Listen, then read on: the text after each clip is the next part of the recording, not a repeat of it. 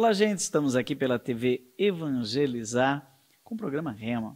Rema é uma palavra que significa meta, palavra inspiradora. Rema é aquilo que Lucas coloca no capítulo 1.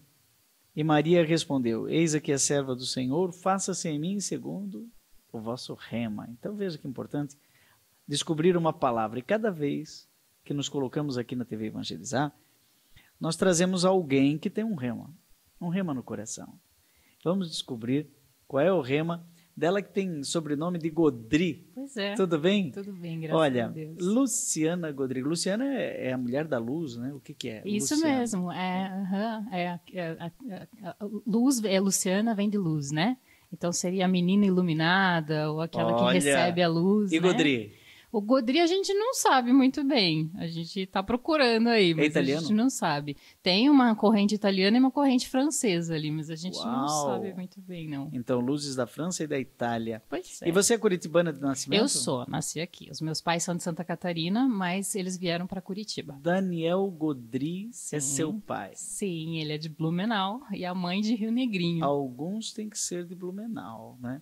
Os bons são de Brusque. Ah, eu ouvi dizer. Ouvi dizer. É que Brusque é minha cidade natal e tem aquele tribalismo, né? Brusque, Blumenau, né? Duas cidades maravilhosas de Santa Catarina. Mas Rio Negrinho foi o lugar onde eu comecei como seminarista. Mas então, a mãe conhecia todos os seminaristas e conheceu o Padre Zezinho, seminarista. Ela, Sério? Sim, ela sempre fala, porque eu lembro, ele foi lá, ele cantou com a gente, né? Será que não foi o Padre Joãozinho, não? Não, eu acho que talvez ele tenha conhecido você também, mas... Eu comecei em 1976. Mas a mãe nasceu em 1950. Mas ela ficou em Rio Negrinho até quando? Ai. Ela ficou até... Ela estudou depois um tempo aqui em Curitiba, né? No começo daí ali, mas aí voltou para Rio Negrinho, depois foi para Blumenau, então eu não sei muitas datas. Lá que ela conheceu o grande amor. Ela conheceu em Blumenau daí. Em Blumenau. Em Blumenau.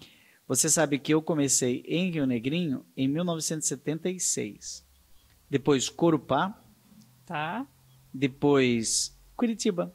Aqui, onde a gente está, na ESI, que é a nossa querida Universidade Internacional e Colégio, não posso deixar de falar do Colégio e Faculdade Internacional, Faculdade de Marketing, né? Aqui. Mas aqui nesse lugar onde eu estou agora, eu era o barbeiro. Barbeiro. Cortava o cabelo da turma. Olha.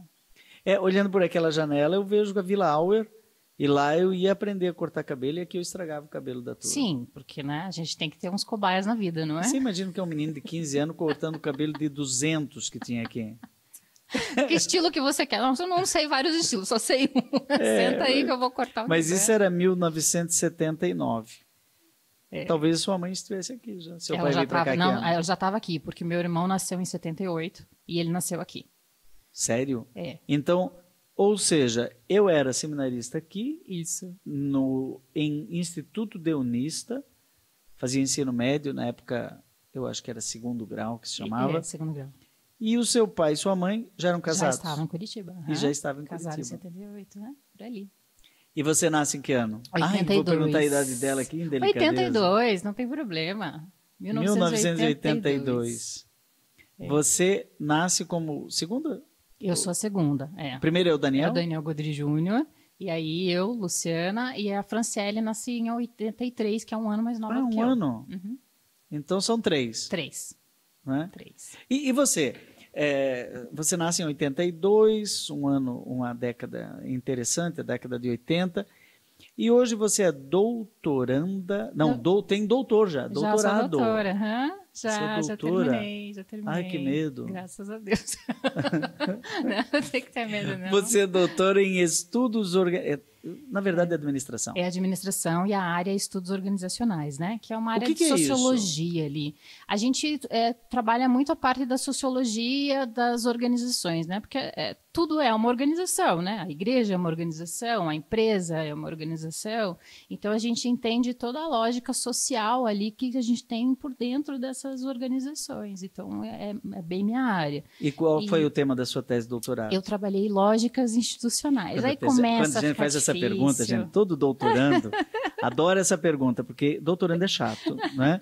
E é uma pessoa frustrada, porque e medíocre, porque o doutorado é uma tese praticamente inútil para todo mundo. Sim. E quando o doutorando começa a falar dela, todo mundo foge naquele almoço de família. Não tem interesse nenhum, não é? É isso. Seu marido, né? Fica falando. É o Roger? Roger é meu marido.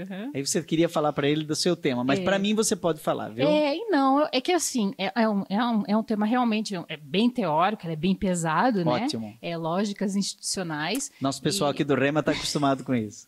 E, enfim. Aí qual que é o tema mesmo assim, o foco?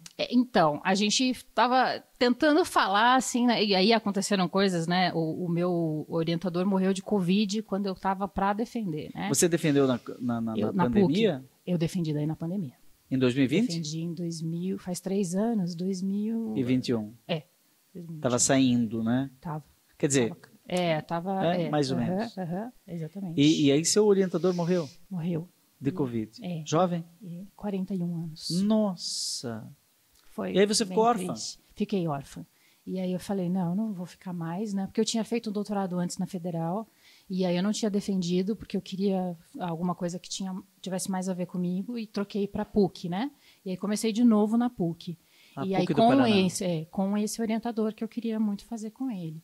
E aí, quando chegou nessa época, ele faleceu, eu falei, não tem sentido eu continuar, né? E aí, assim, em um mês eu defendi. Aí eu passei algumas madrugadas lá, terminando, né? E defendeu sem orientador? Defendi sem orientador. Atípico isso. Atípico. Mas me diga, como é que era o nome do seu orientador? Cristiano Maciel. Uma homenagem a ele aqui no nosso programa. Sim, uma pessoa, assim, inteligentíssima. Maciel. Uhum. E com ele você estava desenvolvendo qual foco? A gente estava tentando pegar essa coisa das lógicas institucionais. Lógicas? E aí, uma das linhas que a gente começou a falar um pouco de emoções, né? Principalmente dentro das organizações, e aí falou um pouco de emoções dos professores, né, que é uma coisa também delicada. Então, começamos a fazer essas pesquisas, etc. E aí, então, toda essa parte do desenvolvimento, que eu fiz uma parte empírica ali, mas, assim, toda a parte de desenvolvimento que eu quero daí depois publicar, eu ainda, assim, segurei uma parte para né, porque eu precisava defender, até, né, porque eu estava nessa... Seu marido é psicólogo. Então é uma... E você é a esposa dele. Sim. Você trocava figurinhas sobre emoções com ele? Com certeza, porque veja, quando o Roger fez psicologia, o Roger fez administração primeiro e fez psicologia depois. A gente já estava casado quando ele terminou a faculdade, né?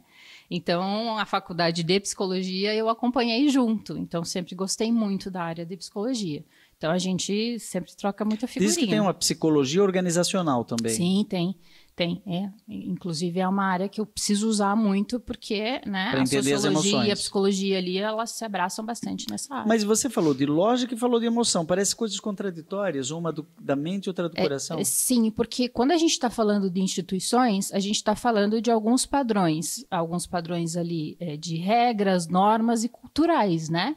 Mas isso aí está tudo sendo ensinado, digamos assim, ou mantido por pessoas. E essas pessoas têm emoções. Então, por mais que eu faça determinadas coisas, as minhas emoções estão ali envolvidas nessa forma como Existe a gente faz uma lógica as das coisas. Emoções? Existem lógicas das emoções. A emoção não é um cavalo louco, um sentimento... Emoção e sentimento é a mesma coisa? A gente está falando de uma... quando a gente está falando de lógicas, a gente está falando muito de questões assim que são... aceitas por grupos sociais, né?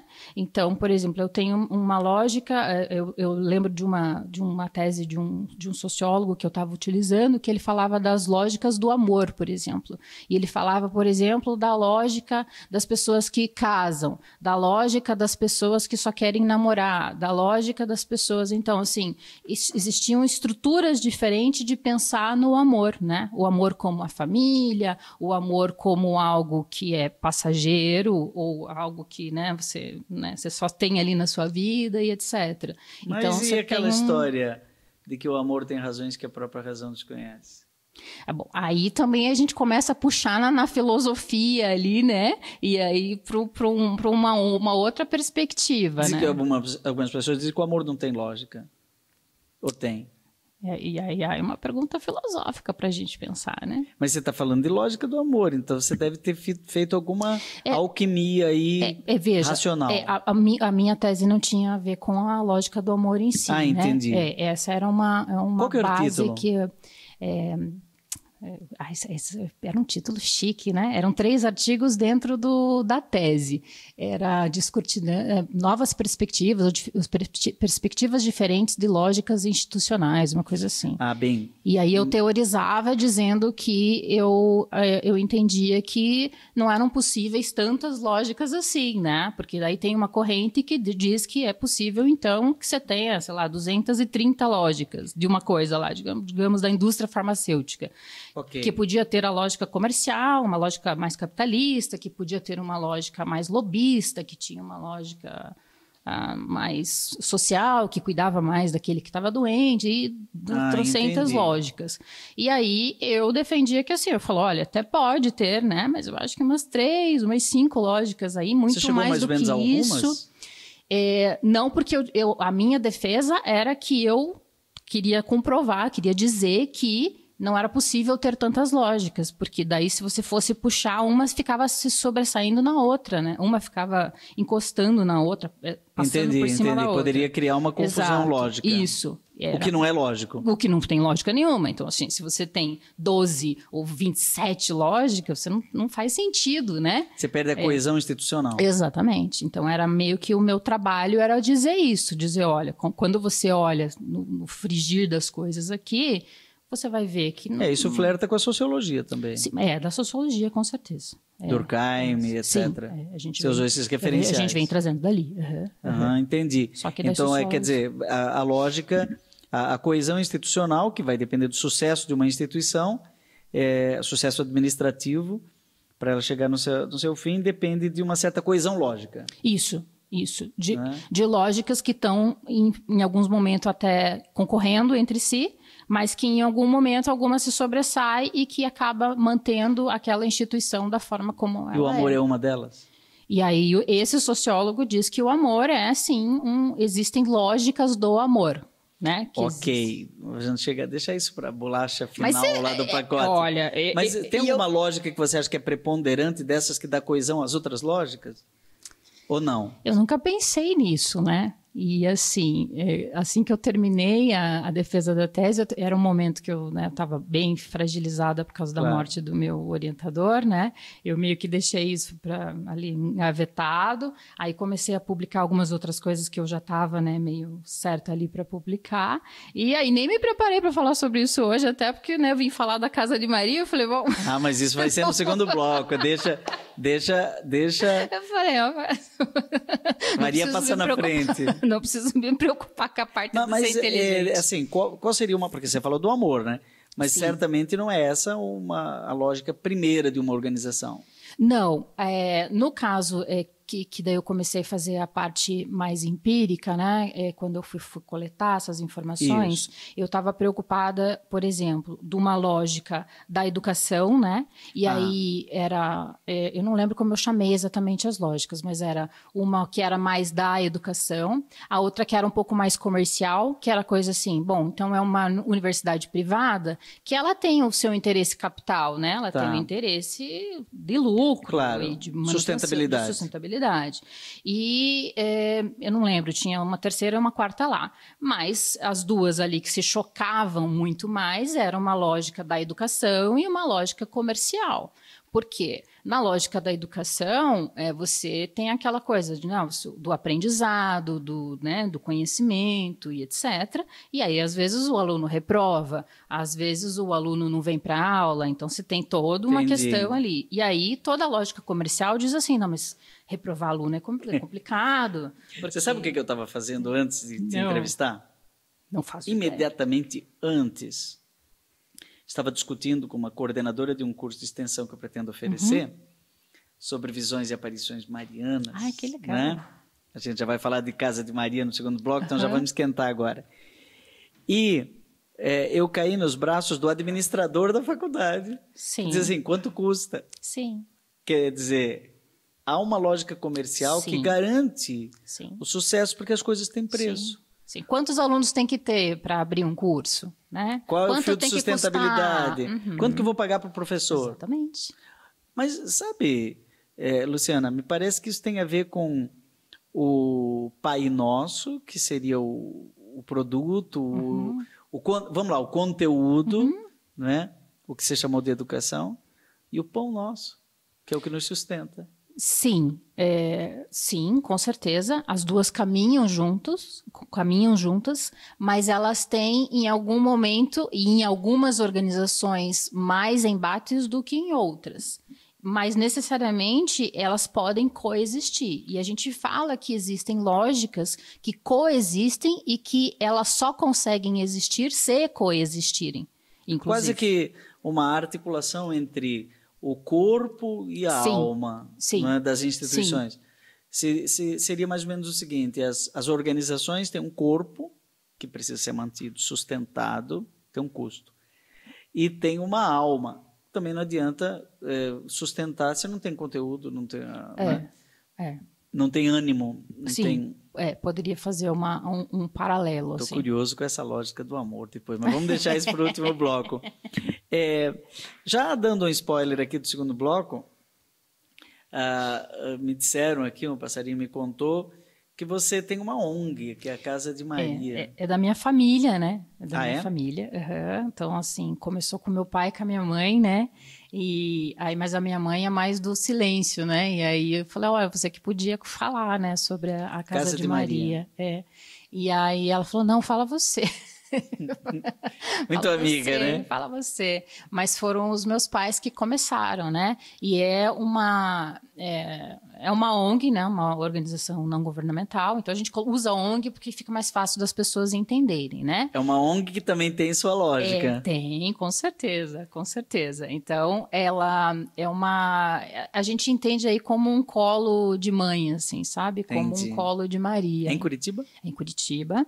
Perto do Hospital Erasto Gettner. 700 pessoas por mês? De 700 a 800 pessoas por não mês. Não é pouco, não é? Não é nada pouco. Não é nada pouco.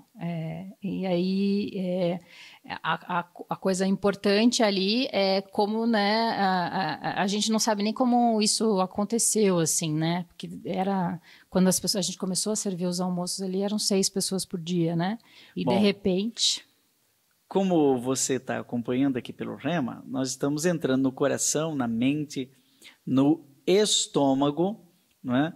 Da Luciana Godry, que é doutora em administração, já nos deu aí suas ferramentas conceituais e seu drama de defender uma tese durante a Covid, perdendo inclusive seu orientador, Cristiano Maciel, e que agora, no segundo bloco, vai nos falar sobre isso concretizado numa instituição super interessante, né, de acompanhamento de pessoas com câncer, que é conhecido em Curitiba como Casa de Maria. A gente vai fazer um intervalo e volta já.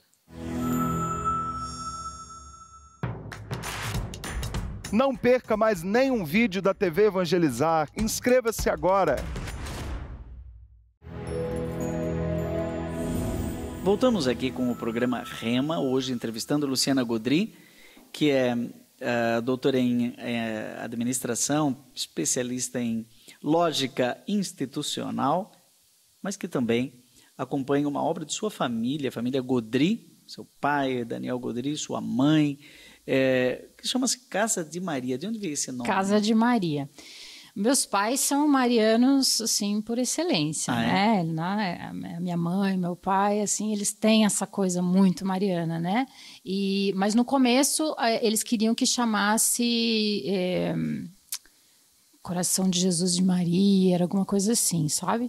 Mas aí ficou meio confuso, assim, embolou lá. Porque, assim, a coisa é como que começou, né? Então, eu vou por onde começou que você vai entender por que a gente não tinha essas coisas muito estruturadas. Você estava falando no bloco anterior que serviram alimento para 6 pessoas. No começo no começo não, já no meio ali a gente estava servindo alimentação para umas 6 pessoas. Mas a Casa de Maria começou há 21 anos atrás. 21 anos. 21 anos. Então, assim, ela tem uma história longa e histórias longas elas acabam mudando muito com o tempo, né? Então, quando a gente começou, meu irmão estava com 18 anos, então eu estava com 14, né? Então, meu irmão 18, eu 14 e minha irmã 13.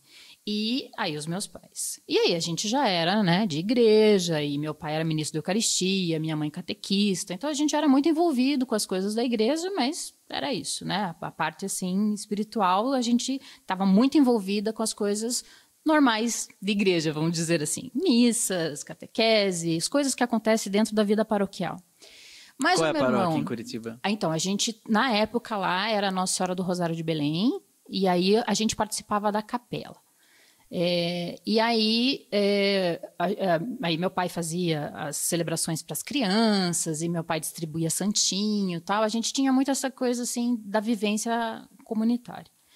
Mas o meu irmão, daí com 18 anos, ele queria fazer aquele Doutores da Alegria, que é aquele que se veste de palhaço e vai nos hospitais brincar com as crianças e tal, o Daniel Júnior, né? E aí o meu irmão se vestia de palhaço e ia no Erasto Gettner. O Erasto Gettner é um dos hospitais referência de tratamento de câncer no Brasil, né? Que é aqui em Curitiba. E aí, o meu irmão ia lá com um amigo dele, brincar com as crianças e tudo mais. E lá é, obviamente, um choque de realidade, né? Porque aí você tem muita criança. Hoje em dia está muito, assim, melhor, né? Construir o Erastinho, que daí é só para crianças, e daí o Erasto ficou com a parte adulta. Mas na época era tudo junto, né? E, assim, é duro, né? Você encarar essa realidade de você ver uma criança com câncer, né? Assim, o tratamento é bastante agressivo. Hoje em dia já é difícil, há 20 anos atrás era mais difícil ainda, né? E aí o meu irmão chegou em casa um dia para o meu pai e falou assim, pai, a gente precisava fazer alguma coisa, porque além do que a gente ir lá brincar com as crianças, porque a gente tem percebido que eu vou lá brincar com as crianças, mas eu percebo que fica o pessoal na grama lá esperando, porque não tem espaço dentro do hospital para ficar. Então, a mãe fica com a criança, de repente o pai fica para o lado de fora, fica chovendo, com frio, de madrugada, tem que ficar lá. Hoje mesmo, cheguei lá, estava um casalzinho dormindo no carro, porque a criança está lá no hospital e não tem como ficar lá dentro, porque não tem espaço. Então, a gente precisava de algum lugar para ajudar essas pessoas. Aí, meu pai, né, falou assim, bom, então vamos dar um jeito, a gente arranja aqui um quartinho e aí a gente põe esse casalzinho para dormir aqui para resolver o problema deles. Em casa? Em casa mesmo, né? Aí o meu irmão falou assim, não, eu acho que a gente tem que fazer alguma coisa maior, porque não é um casal, você não está entendendo, é um monte, é um caso, assim, complicado, a gente tinha que ajudar mais. Aí, vira daqui, vira de lá e tal, a gente não sabia direito o que fazer. Aí a gente ia vender uma casa, que tinha uma outra casa lá no bairro, que a gente ia vender, e aí o meu pai falou assim, bom, então vamos fazer o seguinte, vamos dar uma mobiliada nessa casa e vamos oferecer, então, para essas pessoas. Mas oferecer para quem? Como? A gente não sabia nada. Então, a gente só mobiliou a casa de um jeitinho, né, que ficasse lá confortável, fez uma cozinhazinha, uma sala, uns quartos e tal. E aí, os meus pais sempre foram, né, desde que eu nasci, da Equipes de Nossa Senhora, que é um movimento internacional, né, de espiritualidade conjugal. Então, eles se reúnem todo mês com outros casais e tudo mais. E aí, eles falaram, bom, a gente tem essa conexão do Brasil todo, do mundo todo, né? Vamos mandar uma carta para o pessoal das Equipes de Nossa Senhora falando que a gente está abrindo essa casa e que se alguém tiver vindo tratar em Curitiba, porque mandavam muita gente para cá para tratar por conta da especialidade do Erasto. E aí, se alguém te ouve... A casa era perto do hospital? Não, era perto da minha casa, em outro bairro. Em outro bairro.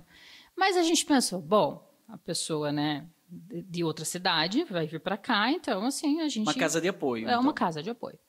Aí a gente, bom, então vamos lá. Aí veio a primeira pessoa, que era alguém indicado das equipes de Nossa Senhora. Falou, olha, tenho aqui uma pessoa que está precisando, vou mandar. Então, a primeira pessoa a se hospedar na casa foi indicado por alguém das equipes de Nossa Senhora. E aí a gente recebeu essa pessoa. E aí a gente aprendeu muito mais com ela do que, né, ela aprendeu com a gente, porque, enfim... Aí ela, deixa eu entender, essa pessoa veio para se tratar no Erasmo. Ela veio para se tratar, ela fez transplante de medula. Mas ela medula. teria que ficar, ou ela ou seus familiares, em hotel ou casa de parente e tal. Isso. Aí vocês institucionalizaram um espaço. Não chamava Casa de Maria ainda. Não, chamava Casa de Apoio. Sim, uma casa de apoio. E aí ela veio e ela foi fazer transplante de medula. E ela ficou meses a fio aqui. Assim, os transplantes de medula eram muito até mais complexos do que são hoje, né? E aí a gente foi aprendendo com ela. E aí depois, né? Ela no hospital, ela era muito assim... Ela era de Minas, se eu não me engano, né? Então eles têm essa coisa assim muito acolhedora e tal. Interessante isso, porque eu vi experiências parecidas lá em Barretos. Então, tem. Vocês foram lá já? Sim, eles são muito Hospital fortes do Amor. lá. Eles são muito fortes, são muito bons. E tem casas, porque o problema deles era esse. Eles estavam desenvolvendo o hospital, mas o hospital é para quem está doente, não é para a família. Isso. A família não pode ficar internada. Exatamente. No máximo é um acompanhante. Um acompanhante. Mas 2 acompanhantes já não dá. Pode. Né? Mas aí vem o marido e a mulher. Isso. Né? E às vezes vem uma pessoa que está recebendo alta, mas ela não pode voltar para casa, ela tem que ficar mais ou menos perto do hospital, porque tem que fazer a quimioterapia, mas não precisa ficar internada. Isso. E aí ela fica onde? Exatamente. Né? Ela tem que voltar para o Mato Grosso? Aí lá eles têm várias casas de acolhida. Exatamente. Casas de acolhida, não sei se chama Casa de Maria. Não, são casas de apoio. Normalmente chama casa de apoio. E aí, então, nossa, é uma casa de apoio. E está com 21 anos. 21, Mas hoje, por exemplo, 2024, a casa continua a mesma? Mudou bastante, por alguns motivos. Mas o local é o mesmo? O local não é mais o mesmo. Porque não é mais a gente estava longe do hospital. Então, assim, longe... Ok, 2 bairros de distância, ele tinha que pegar uma locomoção. E aí, na época, a gente tinha um senhorzinho que era aposentado ali da rua, e ele tinha carteira D, eu acho que é a carteira que dirige van. Aí nós arranjamos uma van, ele botava os pacientes dentro da van e pro hospital. E aí a gente ficou assim, muitos anos. Mas a gente ficou de olho, né? A gente pensou, bom, se a gente crescendo desse jeito, daqui a pouco aparece uma casa lá para perto do hospital. Que é local. Era mais caro, bairro, tudo mais. Então, daí apareceu uma casa, a gente falou, essa, nós vamos comprar essa casa. Aí nós trocamos as casas, né? Ah, trocaram? Trocamos, colocamos aquela de entrada e terminamos de pagar essa nova, que é a 2 quadras do hospital. Essa é bem maior e fica a 2 quadras do hospital. Dá para ir a pé. Aí os pacientes vão a pé. Aí, o que aconteceu? A gente percebeu que a gente continuou trabalhando com a hospedagem normal, como já era antigamente, mas aí a gente começou a perceber pessoas que vêm de muito perto, mas não é tão perto, que é Paranaguá, Ponta Grossa, Reserva, essa região que dá para ir e voltar todo dia, então as prefeituras mandam os pacientes todo dia. Então, Paranaguá, coloca o pessoal tudo no ônibus, traz para fazer a quimioterapia. Só que eles saem lá 3 da manhã, 4 da manhã, vem, todo mundo entra no hospital, vai fazendo os exames, as consultas que tem que fazer, só que tem que esperar a última pessoa terminar para poder voltar para Paranaguá. Então, veja, é uma viagem relativamente tranquila, porque é 1 hora para vir, 1 hora para voltar. Só que nesse intervalo de 1 hora de ir e 1 hora de voltar, tem ali as suas 8 horas, 6 horas que a pessoa tem que ficar hoje, nesse aqui. Exato momento assim que nós estamos conversando aqui, que é um dia frio, né? Em Curitiba. Quantas pessoas estão lá dentro da casa ou agora que... Não exatamente. Assim, não, vai ter 50 pessoas. 50 pessoas? Sim. E cabe? Apertadinho, né? Tá, mas daqui a pouquinho é a hora do almoço, bate a fome. Aí, como é que almoço. faz? Aí que nós começamos, a gente falou, vamos começar a oferecer para esse povo aí café da manhã e almoço, porque eles vão ficar esperando. Então, não vou, para esses não vou ter a hospedagem, porque eles conseguem voltar para casa, mas eu vou servir uma comida e um espacinho para descansar. E o que eles fazem? Tem sofá? Como é que é? Eles ficam lá à toa? Ou tem algum tipo de atividade? Daí a gente começa a servir os cafés às 8 da manhã, serve o café até 10h30. 11 horas a gente começa a servir o almoço, porque como eles acordam muito cedo para vir, 11 horas já é o horário de socorro, vamos almoçar. Aí almoçam, e aí das 11h30 até 12h30, 1 hora a gente tem o almoço, e daí da 1 da tarde até 13, 15, 30, 16 horas, tem um café da tarde. Então, a gente tem sempre comida, né, para as pessoas. E aí a gente tem sofás, tem umas cadeiras, assim, umas espreguiçadeiras para descansar. Tem uns espacinhos ali para as pessoas que estão mais cansadas. E tem alguma outra atividade, por exemplo, de natureza cultural, religiosa, educativa, ou não? Ou é uma casa neutra, assim, espaço, comida... Não, ela é uma casa totalmente católica, né? Isso foi uma coisa que vocês assumiram. Ela é a casa de Maria, como se você estivesse em Nazaré. Isso. E a Sagrada Família está ali, Jesus, Maria e José. Isso. Quando você... era isso mesmo. Chamava Sagrada Família quando a gente começou. Aí a gente ficou... tinha muita coisa Sagrada Família e tal, e aí a gente acabou mudando para a Casa de Maria. Mas é isso. A gente quis que fosse uma casa católica e assim com essa coisa muito mariana mesmo. Então você entra na casa... Vai evangélico de vez em quando? Muito evangélico. Vai muito evangélico. E os evangélicos... É legal isso.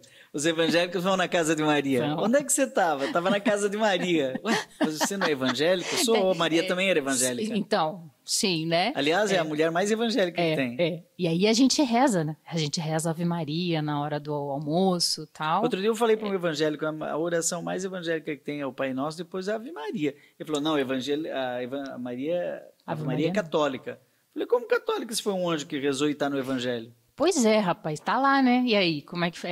Essa explicação aí... tá no Evangelho. Ave Maria, Haire Maria, que caritomene, roqueiros metassou, logo tá tudo isso em grego, tá tudo no Evangelho de Lucas, capítulo 1. Quem é evangélico que não reza Ave Maria é meio evangélico. Olha, essa é uma boa argumentação. Não, primeiro que ser evangélico é ser meio cristão. Não é ser totalmente cristão. Eu já fiz 60 anos. Não preciso mais me preocupar. Não preciso mais me preocupar. É isso, eu falo sem pudor. Escrevi um livro agora, esqueci de trazer aqui. Querida Igreja Católica, está escrito no meu livro, não é? Ser católico é ser cristão por inteiro. Mas eu sou protestante. Tá, protesto, eu também protesto contra o aborto. Mas depois, na hora H, vai lá na casa de Maria. Tá, sim, tem muito evangélico. Muito evangélico. E a gente, assim, obviamente, nós temos esse lado social, né? De servir as refeições, etc. Isso. Mas a gente também não abre mão da nossa fé. Então reza o terço. Reza o terço, o terço tem todo dia às 6 horas. O meu pai que vai lá rezar o terço. Sério? Ele vai... E aí o meu pai também, ele é muito assim, né? Ele gosta muito de estudar e tal. Então, ele explica, né? Quando tem paciente evangélico, ele explica, olha, aqui na Bíblia, e aí... Ele é mais evangélico que os evangélicos. Meu pai ali, né? E aí ele, né? Vamos rezar aqui. E ele é convincente, né? Extremamente, né? E ele fala, olha, então, você pai. quer... O meu pai é. Bravo. Meu pai é. Ele é muito amoroso, assim, né? Mas ele corrige sorrindo. Ele é, assim, firme, né? É linha dura. É linha dura. Ainda mais com coisa de religião. Vixe, nossa, nós 3 ali tivemos que andar na linha. Tem que andar na linha. Sim. Tá certo. Mas então tem o terço. De vez em quando, mas tem algum padre que dá uma assessoria? Às vezes a gente convida, né? A gente está numa região paroquial que é a Imaculada Conceição, que é com o padre... da paróquia, né? O pároco. Padre Kleina. Padre Kleina, ele é o nosso pároco. Mas é uma paróquia que tem sua própria vida, né? Claro. E a gente também tem uma atividade diária ali, né? Então, a gente não tem um padre que nos acompanha. Mas, assim, às vezes a gente tem visitas e etc. E as pessoas têm que contribuir com alguma coisa? Ou se quiser, ou tem uma taxa? Como que é? Elas podem contribuir, mas é tudo gratuito. Tudo gratuito? Não tem nenhuma Tem convênio, cobrança. alguma coisa não, assim? Não temos convênio com o nem governo. Nem com a prefeitura, nem com o colégio, nem com o hospital, nem nada? com assistente social, nada. A gente escolheu assim. Depois depois, no terceiro bloco, eu quero saber, voltar na lógica. Não, deixa a lógica. Não, eu quero saber essa questão da segunda lógica depois da terceira. Do conteúdo a gente já falou agora, é maravilhoso, né? É um conteúdo de acolhida como seria na casa de Maria, em Nazaré, Jesus, Maria e José. Mas tem que sustentar, né? Ah, você quer saber do dinheiro. Quero saber como é que é essa coisa da lógica. Porque por enquanto, para mim, não tem lógica. Você já ouviu falar na Nossa Senhora da Providência? Eu já. Deus provê? Deus proverá. Não, senhora. Não. Deus provê é quem prevê. Deus provê é quem prevê. Deus provê é quem prevê. Eu pensei que era para terminar a oração. Ah, não. Deus provê, mas é quem prevê. Deus ajuda quem cedo madruga. Ali estou falando de cedo madruga. Gente, conversa animadíssima aqui com a menina da luz, né? Luciana Godry, que nos contou sobre as suas peripécias acadêmicas, não é? Mas depois de sair daquela esfera celestial, que é uma tese de doutorado, desce para a realidade do câncer, que exige acolhida, e uma casa chamada Casa de Maria, que funciona há 21 anos, não foi ontem, não é? E a gente se pergunta agora, como é que se mantém uma obra dessa que não tem convênio com prefeitura, não tem... fala-se que é uma ONG, né? Mas o que é isso, ser uma ONG? Vamos agora voltar para o primeiro bloco e dizer assim, vamos olhar agora a questão da sustentabilidade desta obra. A gente vai fazer um pequeno intervalo e volta já. Não perca mais nenhum vídeo da TV Evangelizar. Inscreva-se agora. Estamos de volta com o programa Rema aqui pela TV Evangelizar. Último bloco desta agradável conversa com a Luciana Godry, que é desta família acolhedora, não é? Família acolhedora feita do casal Godry com Daniel Júnior, Franciele e Luciana, esses 3 filhos, que nasceram e cresceram vendo uma obra de acolhida aqui em Curitiba, acolhendo pessoas que estão em situação de câncer, mas também sua família, etc. Então, Luciana, a gente no final do bloco dizia assim, lá no primeiro bloco você falou que tem a lógica institucional que não pode passar fora da questão comercial, sustentável, não é? Tudo tem seu preço. Você falou que tem 50 pessoas neste exato momento lá na casa e que daqui a pouco vai chegar na hora do almoço, ela sente fome e vai ter comida. Comida custa dinheiro. Bastante. Arroz, feijão, carne, não é? E como é que sustenta? Você disse que não tem nenhum convênio, mas é uma ONG. Hoje a Casa de Maria tem CNPJ? Tem CNPJ. A gente já faz vários anos, né? É organização religiosa? Tem estatuto? Tem um CNAE específico, que é apoio a pacientes de AIDS ou câncer. Tem AIDS também? Não, o CNAE, que é uma... Poderia ser. Poderia ser. E qual que é o site? casademaria.org. casademaria.org. Então, se você quiser conhecer melhor, eu estou entrando aqui. Uau, que legal!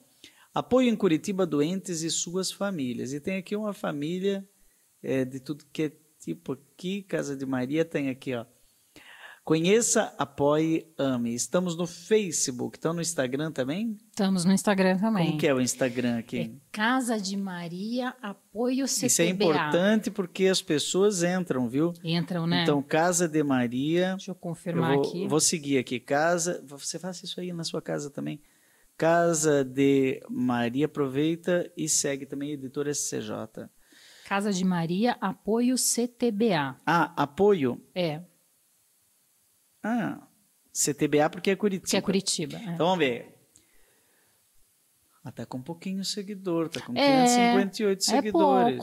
É pouco. Fundada em 2003, 21 anos. 2003 parece que foi ontem, Eu também acho. Casa de Maria, é que nós somos velhos. Então, você sabe que eu tinha um Louvemos ao Senhor? Eu tinha um Louvemos em 1997, pra gente tocar na missa. E pra mim é tipo agora, né? Anteontem. Muito bem. Aqui sempre dá umas orientações para seguir quem. É mais quem vocês seguem, né? Olha só, estou vendo aqui tudo. Mas, enfim, fundada em 2003, tem como objetivo auxiliar pacientes em tratamento de câncer nos hospitais de Curitiba. Não é só aqui no hospital, como é que é? Erasto Gettner. Ernesto Gettner. É que tem um hospital de clínicas que também recebe pacientes de câncer, né? Só que é mais longe, então está no centro. Então, a gente acaba atendendo mais o Erasto porque nós estamos a 2 quadras do Erasto, né? Mas... Eu tô vendo aqui uma postagem no Instagram que fecha às 16 horas. Isso. Não dorme lá. Tem os pacientes daí que dormem, os que estão hospedados. Tem alguns que... Tenho. Mas aí é ter um número limitado. Sim, porque daí eu tenho 4 quartos para essas pessoas que estão daí com os tratamentos que precisam ficar aqui. Que elas durante são de mais... o dia fica mais um povão, né? Isso. Que bacana, tá vendo aqui a cozinha. Isso. Você pode olhar ali também, pode seguir no Instagram aqui, ó. Casa de Maria, apoio CTBA. Pode colocar também no GC, né? Porque as pessoas podem ajudar...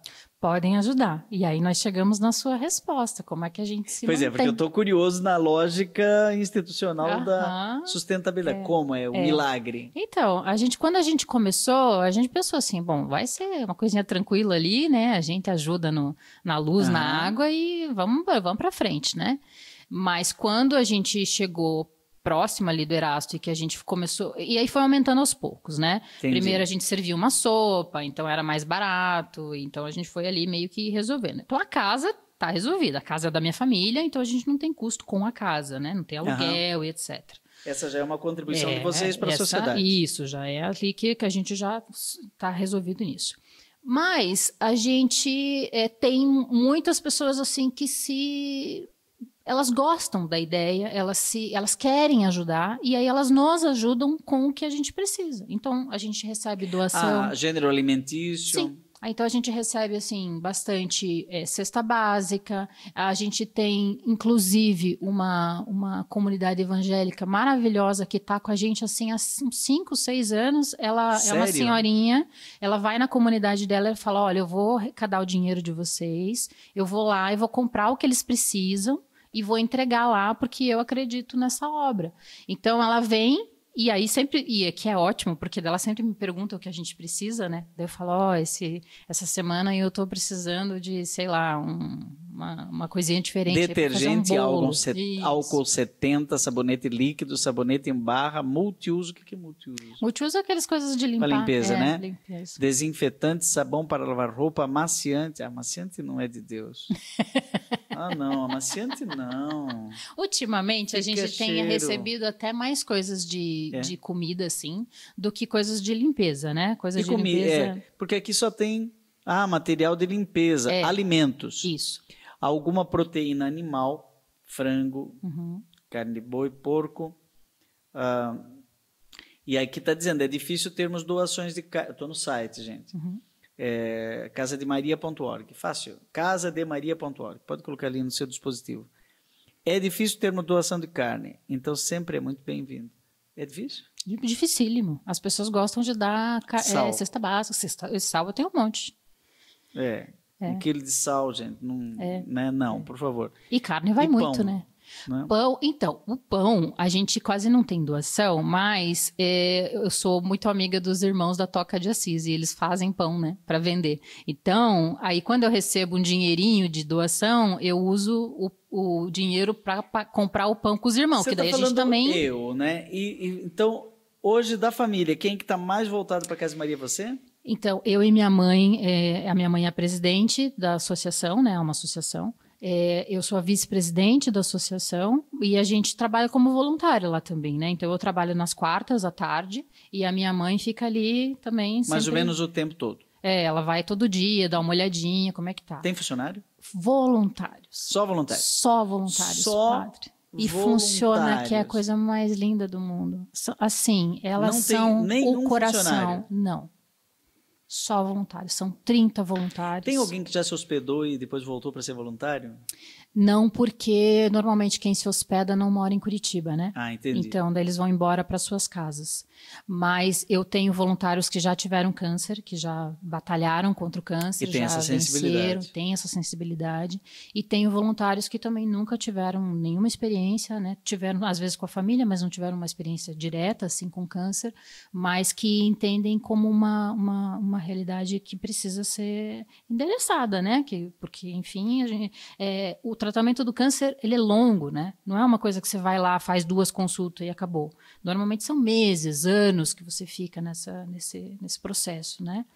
E a gente também, na época, a gente pensou, a gente vai ter que contratar um funcionário, né? Isso, obviamente, tem um custo. Mas a gente começou a chamar as pessoas para serem voluntárias. E aí, uma pessoa da minha comunidade, outra pessoa da paróquia e tal, e eles se colocaram aquilo como mesmo uma... à noite? Aí à noite, não. À noite, os hóspedes ficam... como se fosse uma comunidade independente, assim. A gente gosta de manter a pessoa com uma coisa meio bem da família dela. Como se fosse sabe? a casa dela. A casa dela. Você vai lá, faz a tua jantinha, tem a chave, tem tudo. A pessoa fica lá, daí do jeitinho que ela gosta, né? Assim, quer assistir a TV, quer fazer um arrozinho, tal, ela decide lá o que ela vai fazer, então tem uma cozinha própria. Normalmente são famílias? Como é que é? Normalmente é marido e mulher, ou às vezes assim, uma mãe com um filho, normalmente é meio que essa classificação. Tem um processo de seleção aí? A gente precisa fazer. Porque chega um momento a casa encheu. Sim. Dá uma dor, né? Sim. Não pode superar a capacidade. A gente normalmente pede ajuda ali para as assistentes sociais do hospital, né? Para nos fazer entender qual que é a situação, qual que é a necessidade daquelas pessoas. Elas encaminham. Né? E elas nos ajudam encaminhando, assim, né? Porque existem casas pagas, né? Existem casas de apoio pagas. E hoje existe uma lei que chama TFD, que é tratamento fora de domicílio. E essa lei é super importante, porque ela é uma lei federal, e ela diz que se um município não tem condição de um paciente ser tratado no município, o município tem que bancar os custos desse tratamento da pessoa fora do domicílio. Por isso que é tratamento fora do domicílio. Uhum. E essa lei está cada vez mais forte, ela está cada vez mais puxada, digamos assim, tem que fazer. E esse custo é de hospedagem, transporte e alimentação.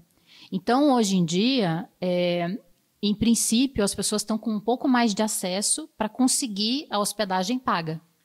Então, a gente dá preferência para as pessoas que não conseguiram isso ainda. Renda. Porque, né?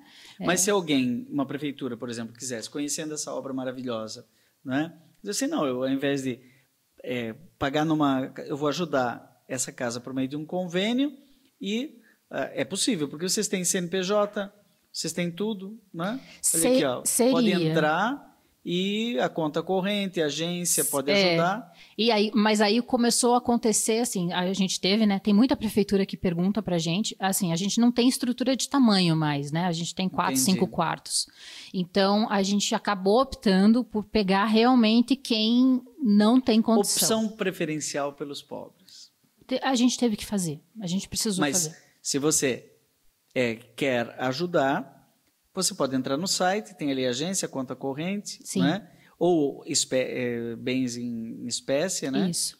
E também temos um site onde você pode fazer as doações. É Central do Bem, mas está fora do ar. Eu tenho que arrumar. Tem que arrumar. Tem que arrumar. Mas está muito bem. É muito trabalho, né, Luciana? É bastante trabalho. Uma vez por semana você vai lá? Eu vou, em geral eu acabo indo mais, mas o meu voluntariado, que eu tô lá mesmo cozinhando, fazendo café, lavando a louça, eu trabalho nas quartas-feiras. Então eu chego lá 1h da tarde e aí fico no período da tarde resolvendo. Você tem o desafio de ser a menina da luz. Exato, né? E administradora, né? A sua mãe chama como? A minha mãe chama Terezinha. A mística de Tereza é muito forte. Uhum. Terezinha, de Rio Negrinho. De Rio Negrinho. Olha só. Terezinha Junks. Junks? Muito bem. E então, você que está nos acompanhando, essa casa em Curitiba acolhe as pessoas mais pobres, né? E precisa de ajuda, né? Porque você vê, é uma família toda que se debruçou, colocou seu patrimônio não é? Inclusive o seu tempo, não é? Para acolher pessoas fazendo a caridade que faz parte da vida cristã, né? Fé, esperança e caridade. Sim. Né? Sim, e nós precisamos das obras, né? Porque eu acho que é importante a oração, a gente realmente precisa estar conectado diretamente com Deus, né? A gente tem muito esse lado na minha família, né?